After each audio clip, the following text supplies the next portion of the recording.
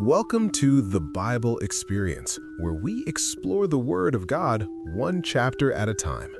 Today we're turning to Leviticus 19, a powerful chapter, often called the heart of the law. Here, God gives us a practical blueprint for what it means to live a life of holiness in our everyday actions, from how we treat our neighbors to how we honor Him.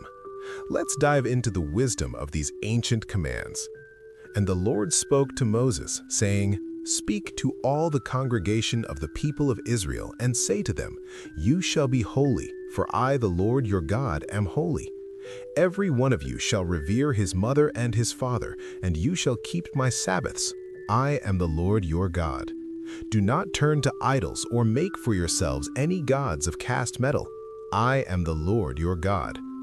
When you offer a sacrifice of peace offerings to the Lord, you shall offer it so that you may be accepted. It shall be eaten the same day you offer it or on the day after, and anything left over until the third day shall be burned up with fire. If it is eaten at all on the third day, it is tainted, it will not be accepted, and everyone who eats it shall bear his iniquity, because he has profaned what is holy to the Lord, and that person shall be cut off from his people. Love your neighbor as yourself.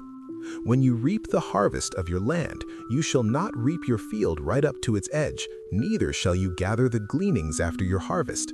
And you shall not strip your vineyard bare, neither shall you gather the fallen grapes of your vineyard. You shall leave them for the poor and for the sojourner. I am the Lord your God. You shall not steal, you shall not deal falsely, you shall not lie to one another. You shall not swear by my name falsely, and so profane the name of your God. I am the Lord. You shall not oppress your neighbor or rob him. The wages of a hired worker shall not remain with you all night until the morning. You shall not curse the deaf or put a stumbling block before the blind, but you shall fear your God. I am the Lord. You shall do no injustice in court. You shall not be partial to the poor or defer to the great, but in righteousness shall you judge your neighbor. You shall not go around as a slanderer among your people, and you shall not stand up against the life of your neighbor. I am the Lord.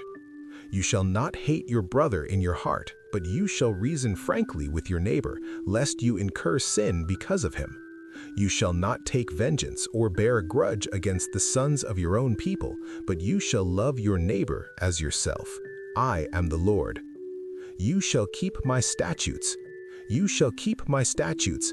You shall not let your cattle breed with a different kind. You shall not sow your field with two kinds of seed, nor shall you wear a garment of cloth made of two kinds of material. If a man lies sexually with a woman who is a slave assigned to another man and not yet ransomed or given her freedom, a distinction shall be made. They shall not be put to death because she was not free, but he shall bring his compensation to the Lord, to the entrance of the tent of meeting, a ram for a guilt offering.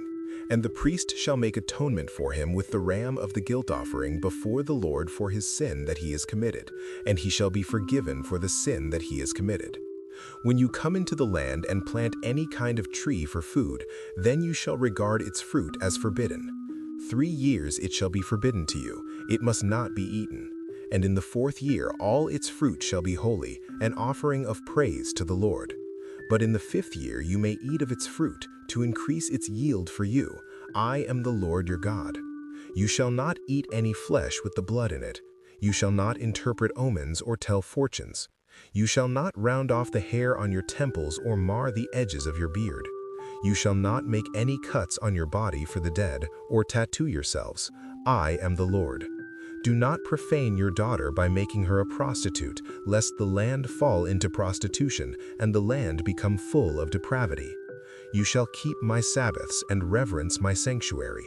I am the Lord. Do not turn to mediums or necromancers. Do not seek them out and so make yourselves unclean by them. I am the Lord your God. You shall stand up before the gray head and honor the face of an old man, and you shall fear your God. I am the Lord. When a stranger sojourns with you in your land, you shall not do him wrong. You shall treat the stranger who sojourns with you as the native among you, and you shall love him as yourself, for you were strangers in the land of Egypt. I am the Lord your God.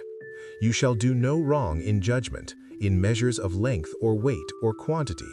You shall have just balances, just weights, a just ephah, and a just hin. I am the Lord your God, who brought you out of the land of Egypt. And you shall observe all my statutes and all my rules, and do them. I am the Lord. That concludes our look at Leviticus 19, a profound reminder that holiness isn't just a concept, but a way of life. Leviticus 19 defines holiness as a lifestyle of ethical integrity and social compassion. It translates the abstract concept of being holy like God into concrete actions, leaving portions of the harvest for the poor, ensuring justice in the courts, protecting the disabled, and paying workers fairly. The chapter's moral center is the command to love your neighbor as yourself, a principle that extends even to the foreign sojourner. By combining ritual laws like the Sabbath with civil laws like honest weights and measures, the text asserts that true worship of the Lord your God is inseparable from the way one treats the most vulnerable members of society. Thank you for joining us on this journey through the Old Testament. May these teachings stay with you throughout your week. God bless, and we'll see you next time as we continue exploring the Bible one chapter at a time.